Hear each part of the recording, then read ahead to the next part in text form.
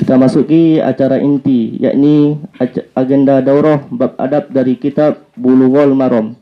Dalam hal ini akan disampaikan oleh Al-Ustadz kita, Ustadz Abdul Rahman Adifi. Kepada Ustadz dipersilahkan. Assalamualaikum warahmatullahi wabarakatuh.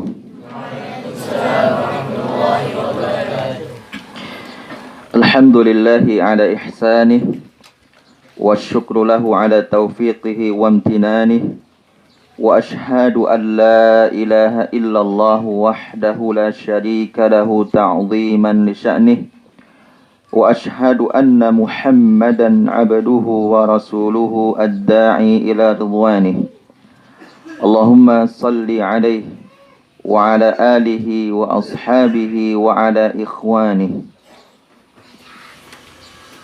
اللهم انفعنا بما علمتنا وعلمنا ما ينفعنا وزدنا علما اللهم آت نفوسنا تقواها وزكها أنت خير من زكاها أنت وليها ومولاها أما بعد فإن أصدق الحديث كتاب الله وأحسن الهدي هدي محمد صلى الله عليه وسلم وشر الأمور محدثاتها فإن كل محدثة بدعة وكل بدعة ضلالة وكل ضلالة في النار أيها المؤمنون والمؤمنات رحمكم الله. Para ustadz dan ustazah, kemudian para santriwan dan santriwati yang ustadz banggakan. Puji dan syukur alhamdulillah pada hari ini tanggal 14 Jumadal Ula kita dikumpulkan oleh Allah Azza wa Jalla di pondok pesantren yang diberkahi ini, yaitu Khadimul Quran. Sebaik-baik nama, Masya Allah, Khadimul Quran. Mudah-mudahan kita semua para ustadz dan ustazah, khususnya para santri, mudah-mudahan kita semua menjadi khadimul Quran, yaitu orang-orang yang melayani Al-Quran, menjadi pelayan bagi Al-Quranul Karim. Kemudian salawat dan salam kepada Nabi dan Rasul kita Muhammad sallallahu alaihi wasallam.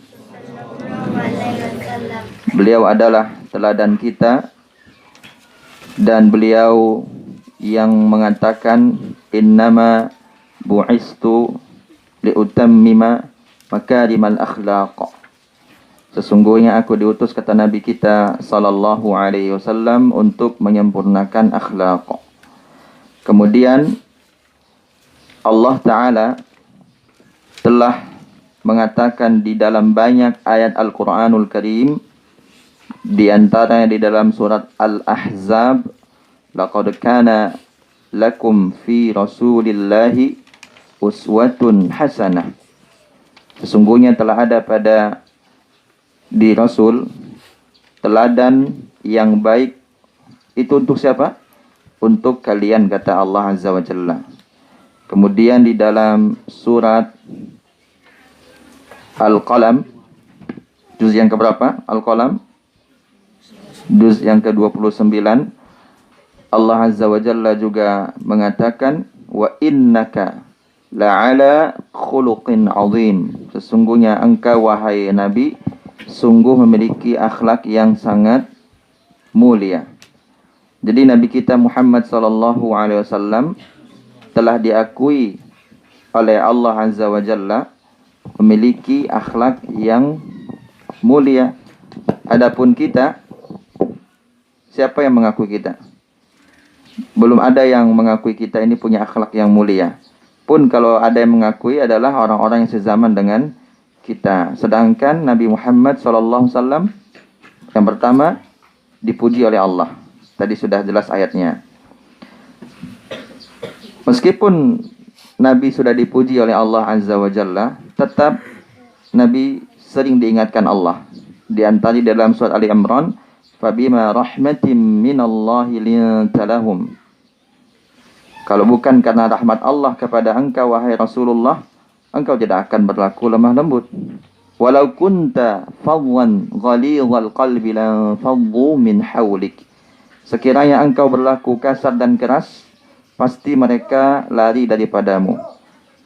Nabi Muhammad SAW memiliki akhlak mulia, dan semua akhlak mulia di dalam Al-Quran ada pada diri Nabi kita SAW, sebagaimana diakui oleh siapa?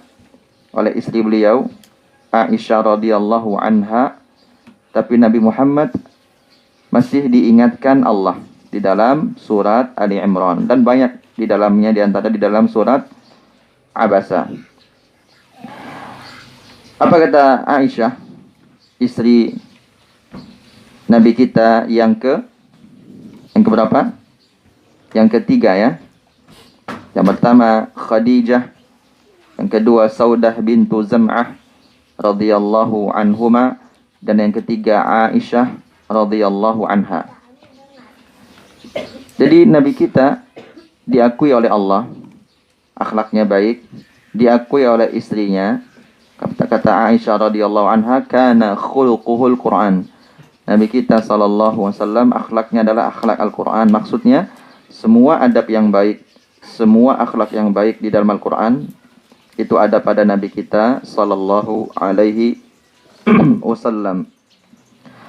Jadi Nabi kita ini adalah akhlak atau Al-Quran yang berjalan. Kita mungkin kalau melihat orang-orang yang pintar bahasa Arabnya, kita katakan kamus berjalan. Setiap ditanya kosakata dia bisa jawab. Nabi Muhammad SAW bukan kamus berjalan. Lebih daripada itu adalah Nabi Al-Quran yang sedang berjalan. Karena semua sifat terpuji di dalam Al-Quran ada pada diri Nabi kita Muhammad sallallahu alaihi wasallam. Kemudian akhlak beliau juga diakui oleh pelayan beliau, khadim beliau. Siapa dia? Anas bin Malik radhiyallahu anhu, yaitu Abu Hamzah. Kunyahnya Abu Hamzah. Jadi Anas bin Malik radhiyallahu anhu mengatakan bahwa Nabi Muhammad sallallahu alaihi wasallam menjadi tuan bagi beliau, atau beliau menjadi pelayan bagi Nabi sallallahu alaihi wasallam. Belum pernah Nabi marah kepadanya. Selama berapa tahun? Selama 10 tahun. Anas bin Malik menjadi khadim bagi Rasulullah SAW. Belum pernah Anas melihat Nabi marah kepada Anas bin Malik. Apabila Anas bin Malik melakukan sesuatu pekerjaan, Nabi tidak mengatakan, lima fa'alta hadza. Nabi tidak bertanya, kenapa engkau lakukan ini? Kalau Anas bin Malik tidak melakukannya, lima lam taf'al hadza. Nabi juga tidak bertanya, kenapa engkau enggak lakukan ini? Ini diantara akhlak Nabi kita sallallahu alaihi wasallam. Jadi beliau membuktikan perkataannya, khairukum li ahlihi wa ana khairukum li ahli. Sebaik-baik kalian adalah yang paling baik kepada keluarganya, dan aku adalah orang yang paling baik kepada keluargaku. Jadi Nabi telah membuktikan perkataannya, sehingga Nabi dipuji oleh istrinya, dipuji oleh pelayannya. Bahkan jauh daripada itu, Allah Azza wa Jalla memuji Nabi kita Muhammad sallallahu alaihi wasallam. Para ustadz dan ustadzah, khususnya para santri semua, pada kesempatan kali ini kita akan membahas sebuah pembahasan yang cukup berat. Mungkin ringan secara teori, tetapi berat secara praktek. Secara teori dia ringan, tidak seberat pembahasan akidah, tidak seberat pembahasan usul fiqh atau pembahasan fiqh, tapi dia secara praktek sangat-sangat berat. Dan orang yang sedang menyampaikan ini bukanlah berarti orang yang paling baik adabnya, tapi kita semua sedang berusaha. Semoga Allah Azza wa Jalla memudahkan kita untuk menjadi orang yang baik adabnya, akhlaknya. Kita ingin mengatakan perkataan seorang ulama kepada Ibnu Mubarak rahimahullahu azza wa jalla. Apa kata Makhlad, seorang ulama yang sezaman dengan Yahya, yang sezaman dengan Abdullah ibnu Mubarak rahimahumullah, nahnu ila qalilin minal adabi ahwaju minna ila kathirin minal ilmi. Ini perkataan yang sangat indah dari seorang ulama tabi'in atau atba'ut tabi'in. Apa katanya? Nahnu, kita ini, ila qalilin minal adabi, lebih butuh dengan adab yang sedikit, ahwaju minna ila kathirin minal ilmi, daripada ilmu yang banyak. Jadi sekiranya kita ini kalah, para hadirin yang dimuliakan Allah Azza wa Jalla, seandainya santri di Khadimul Quran dari sisi ilmu kalah dibandingkan santri-santri di sekolah yang lain, dari sisi Al-Quran mungkin juga kalah. Hafalannya mungkin tidak mungkin misalnya, atau mungkin tajwidnya, ini seandainya, maka minimal kita itu jangan sampai kalah dari sisi adab. Dari sisi adab jangan sampai kalah. Karena adab itu berkaitan dengan zakat, pakai zai. Sedangkan kecerdasan itu adalah zakat, pakai zal. Yang menyebabkan orang masuk surga itu apa? Zakat, bukan zakat. Hati yang bersih ini yang menyebabkan orang masuk ke dalam surga. Ke dalam surga, bukan otak yang cerdas. Meskipun dia adalah salah satu perantaranya, wasilahnya untuk masuk surga, mesti punya ilmu yang baik. Tapi banyak orang-orang yang cerdas, para santri semua, para hadirin rahimakumullah, tetapi mereka tidak dapat taufik dari Allah.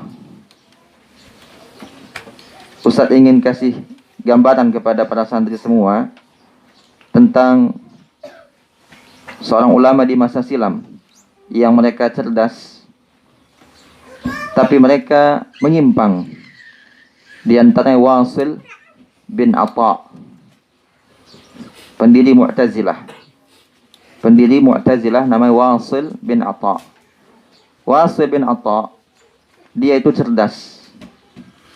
Saking cerdasnya, dia bisa berbicara tanpa menyebut huruf ra. Karena dia cadel. Di setiap dia bicara, dia ganti dengan muradifnya, dengan persamaannya. Kemudian juga ada namanya Az-Zamakhsyari, juga Mu'tazilah.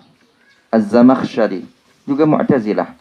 Saking cerdasnya dijuluki Jarullah, tetangganya Allah.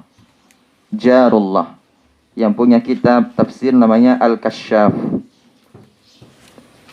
Kalau ingin belajar balaghah dengan baik, setelah dia belajar balaghah dari buku-buku yang dasar, maka buku balaghah yang baik diantara adalah kitab Az-Zamakhsyari, yaitu Al-Kasyaf. Namun sayang, di dalam kitab tersebut banyak pemikiran Mu'tazilah. Jadi banyak orang-orang cerdas, tapi Allah tidak berikan kepada dia taufik. Itu akhlak kepada Allah, itu tauhid yang benar. Karena akhlak yang paling tinggi kepada siapa?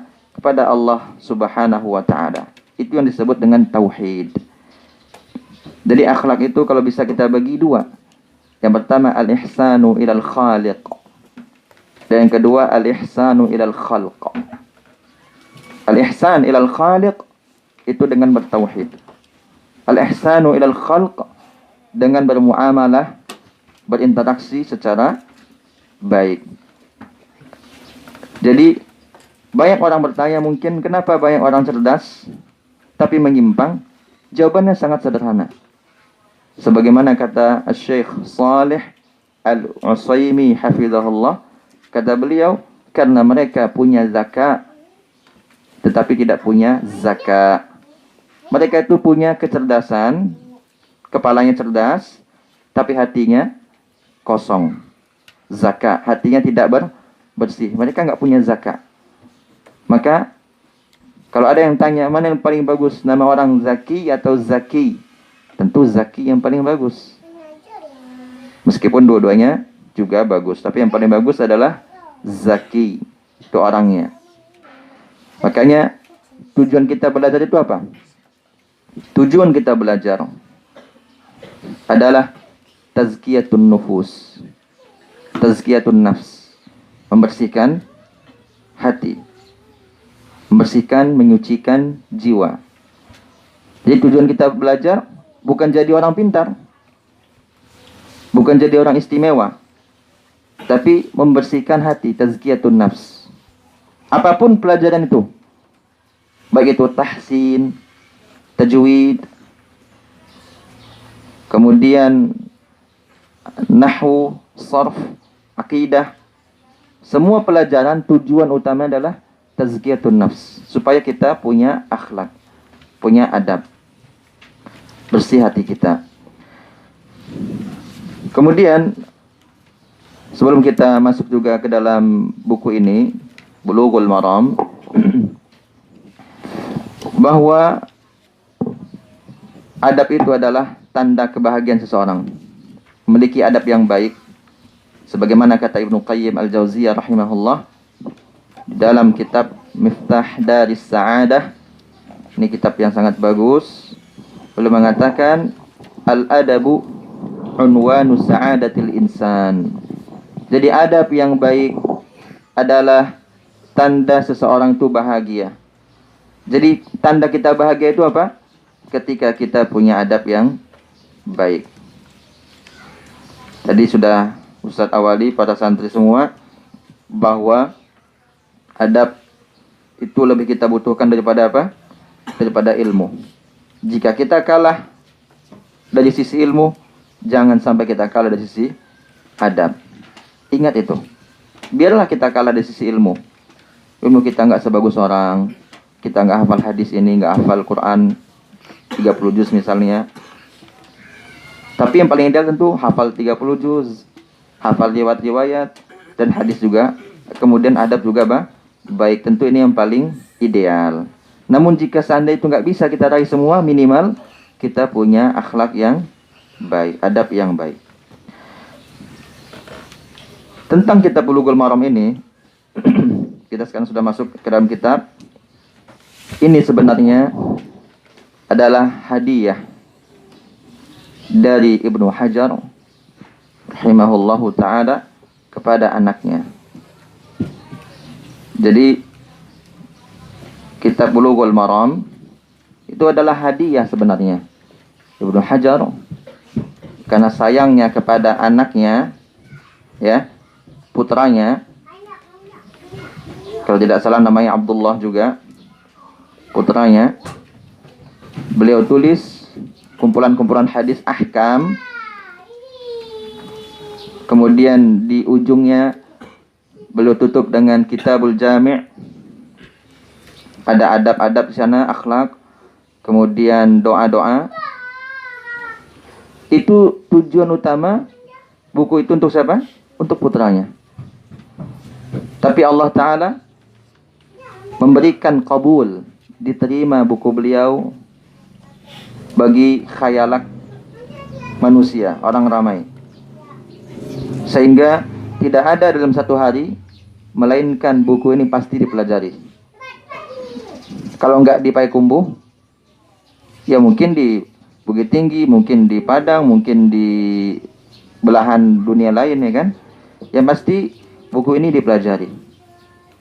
Ibnu Hajar, yang bernama Ahmad Ibnu Hajar, ya, Al-Asqalani. Al-Asqalani. Dari mana dia? Dari Mesir. Dari Asqalan. Asqalan di Mesir. Wafat pada tahun 852 Hijriah. 852. Kita para santri semua usahakan juga menghafal tahun wafat para ulama.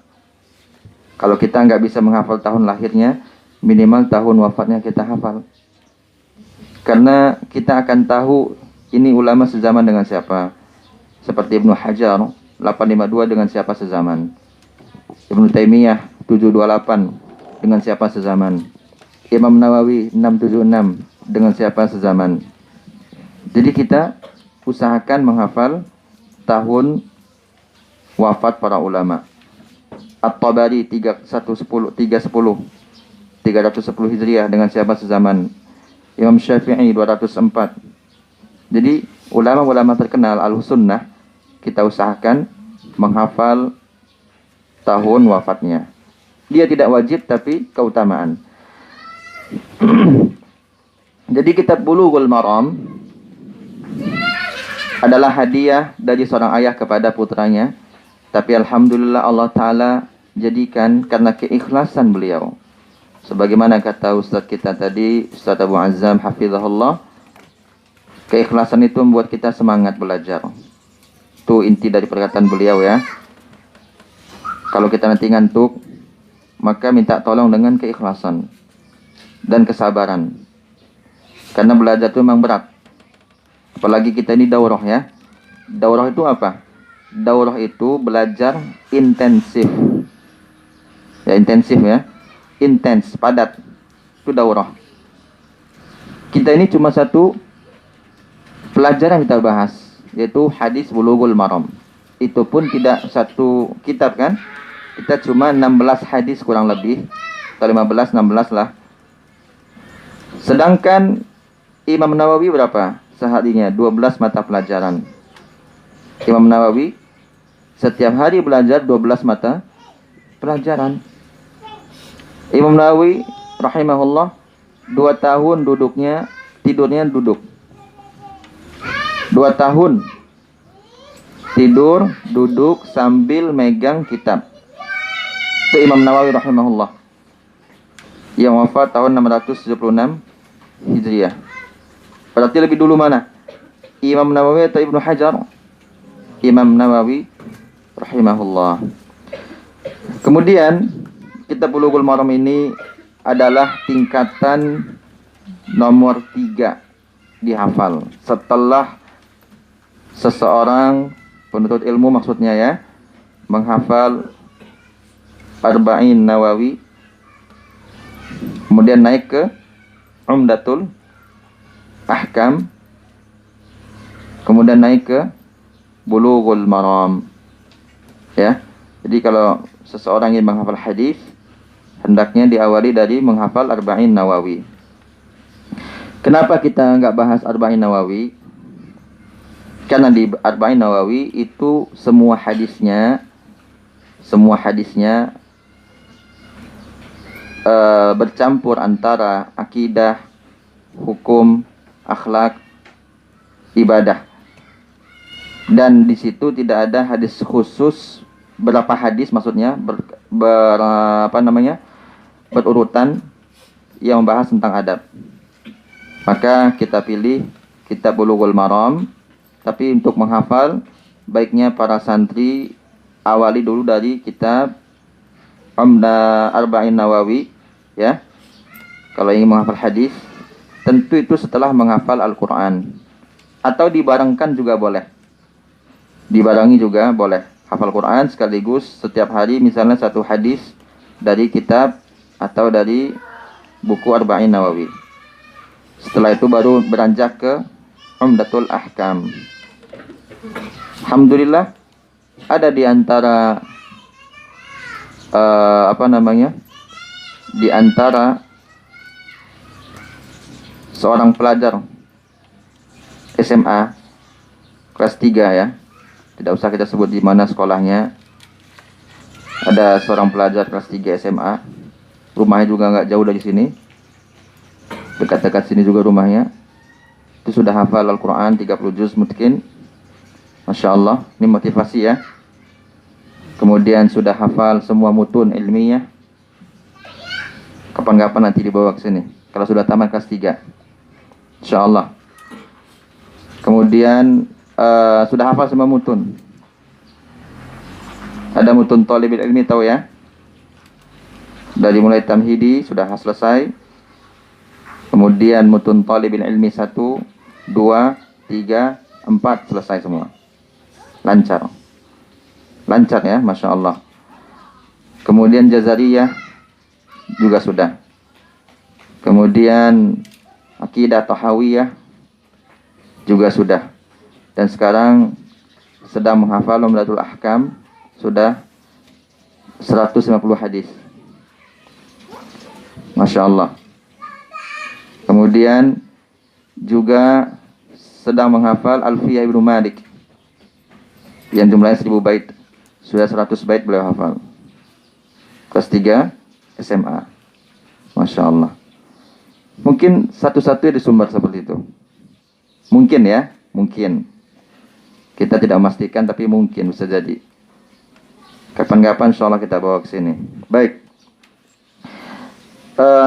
Kitab Bulughul Maram ini saking bagusnya banyak dijelaskan oleh para ulama atau disyarah. Di antara syarah yang terkenal adalah Subulus Salam, ya, karangan Imam siapa? Dan tahu?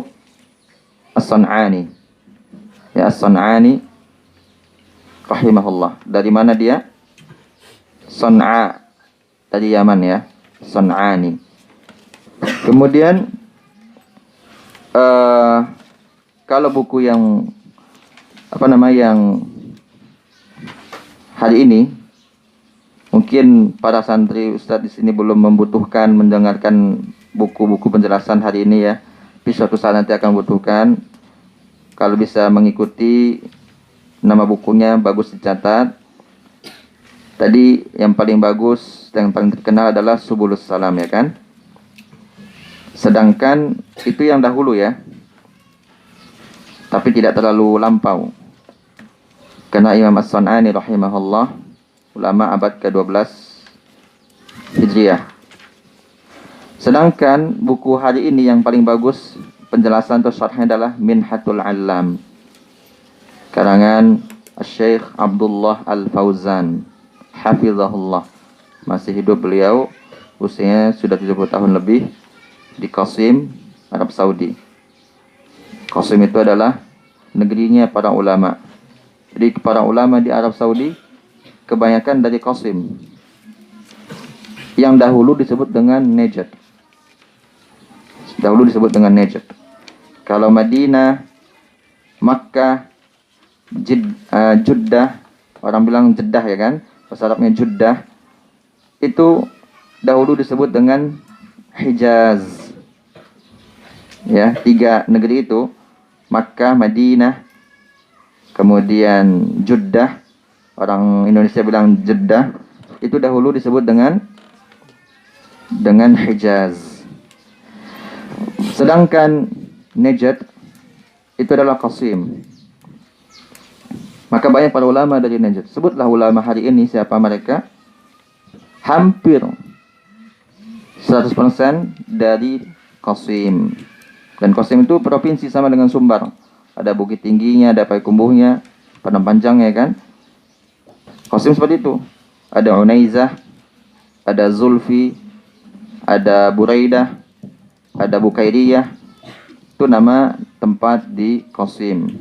Supaya kita memahami sedikit tentang Qasim ya. Jadi Syekh Abdullah Al-Fauzan, yang mungkin sering kita dengar Syekh Saleh Al-Fauzan, tapi ada Al-Fauzan yang lain, ulama dari keluarga Al-Fauzan yang juga hebat, terkenal, dan setiap buku-buku tulisannya selalu habis di toko-toko buku. Setiap terbit langsung habis.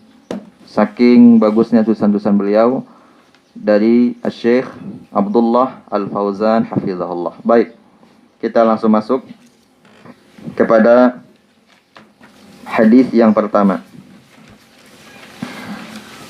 Sebagaimana kata Ustadz kita yang membuka acara tadi, moderator kita, bahwa kita dalam belajar ini niat adalah adab yang pertama ya. Jadi kepada para santri dan santriwan dan santriwati, tulab dan talibat, hendaknya kita, karena kita sekarang belajar adab, maka kita harus mengedepankan adab. Yang paling utama adalah ikhlas. Itu adab kita yang paling pertama. Dan alhamdulillah, Ustaz lihat di sini tulabnya beradab, masya Allah. Kita ucapkan jazakumullah khairan kepada para ustaz di sini dan ustazah yang telah membimbing para tulab dan talibat.